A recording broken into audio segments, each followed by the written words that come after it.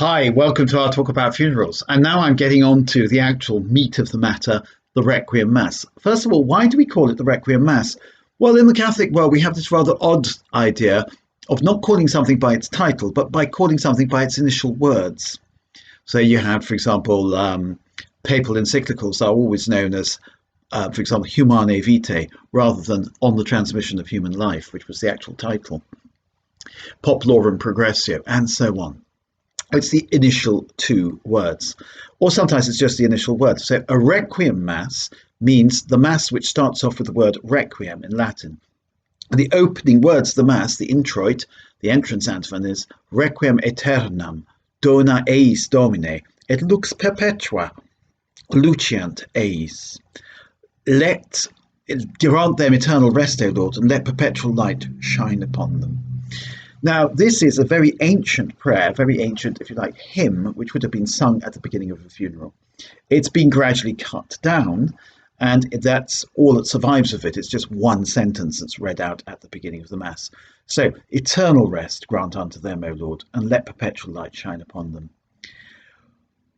We call that, therefore, that is the essential prayer, if you like, which sums up the entire thrust of the Requiem Mass. Now, one of the things that's interesting is this. We're asking God for a favor here.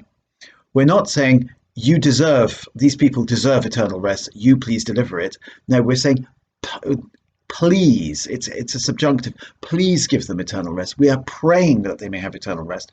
We do not presume to come before God with a list of demands. We come before God with a list of requests. And one of the requests as we die is that we may be saved. You know this old question that you're sometimes asked by evangelicals, are you saved? And the answer is, of course, I don't know. I hope to be saved, but I cannot tell what is in the mind of God. It's up to God who will save me or not. I pray that God may save me, but certainly this is the question. I'm not going to presume I'm saved, that would be dangerous.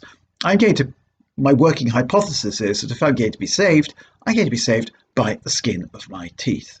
So grant them eternal rest, O Lord. Please grant us eternal rest, O Lord, and give us perpetual light. We're not claiming these of right, we're claiming these as a favour from God.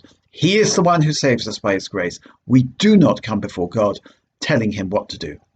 The other thing about this lovely prayer is very interesting. We're having a funeral.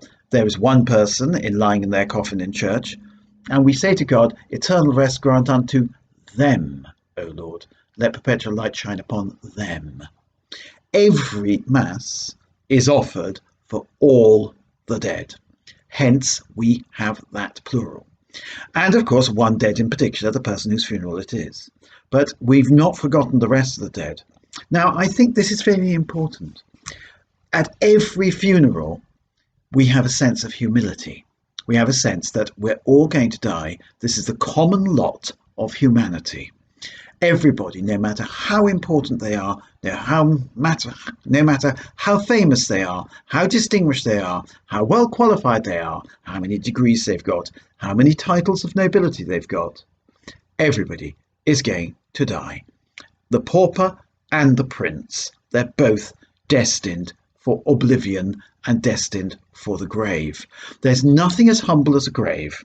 Now, remember what humility means. Humility comes from humus, which means soil. And therefore, humility means being at ground level. Once we're placed in the ground, we really don't have anything to boast about. We've come to the end. We are bereft of life. We are stripped of all the things, all the important things that made us stand out on earth, if there were any. We are equal with everybody else in that cemetery. So, Requiem aeternam dona eis Domine. We pray for, let's say, the wonderful person who's died today, and we pray for all the people who've died, even those we've ever known. They're all equal in death. There's a great poem I once learned when I was a very tiny child. I haven't bothered to Google it, but early or late, they stoop to fate, and in the dust are equal made with crooked scythe and spade. I might just look that up and remind you what that is tomorrow. But the truth is, we're all equal in death. And of course, that's wonderful. One of the wonderful things about the Requiem Mass, it's 100% democratic. There are no privileges when it comes to a Requiem Mass. Everybody gets the same Requiem Mass, whether it's me, whether it's you, whether it's somebody rich and famous, whether it's the Pope. We all get the same Requiem Mass. We all end up in the same way. And we all come before God as suppliants. So we're humble in death, and we should be humble in our prayers all the time. All the best. So I've covered the first phrase of the Requiem Mass, and I'll do a few more. Don't worry as we carry on. Bye.